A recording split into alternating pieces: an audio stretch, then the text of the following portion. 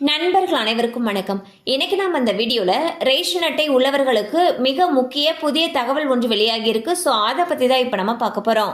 தமிழர்கள் திருநாளாம் பொங்கல் விழாவை முன்னிட்டு தமிழக அரசு வருடந்தோறும் ரேஷன் அட்டைதாரர்களுக்கு இலவச வேஷ்டி சேலை மற்றும் பொங்கலுக்கு தேவையான அரிசி, சர்க்கரை உள்ளிட்ட பொருட்களை வழங்கி வரும்.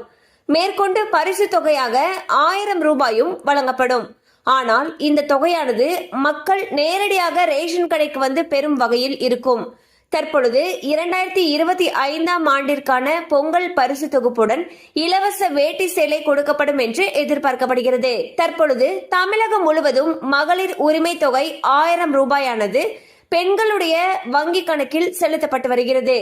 இதனால் 2025ஆம் ஆண்டிற்கான பொங்கல் பரிசு தொகுப்புடன் ரொக்கம் வழங்கப்பட்டால் அந்த ரொக்கத்தினை ரேஷன் அட்டைதாரர்களுடைய வங்கி கணக்கிற்கு நேரடியாக செலுத்தப்பட வேண்டும் என்பதே பொதுமக்களுடைய கோரிக்கையாக இருக்கு.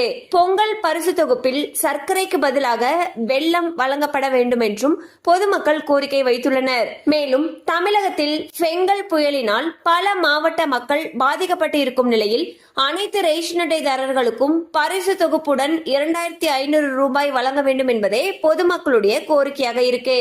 சோ பாத்தீங்கன்னா தமிழக அரசு பொங்கல் பண்டிகைக்கு பொங்கல் பரிசு தொகுப்போட சேர்த்து ரொக்க பணம் வழங்கிட்டு வந்துட்டு இருக்காங்க.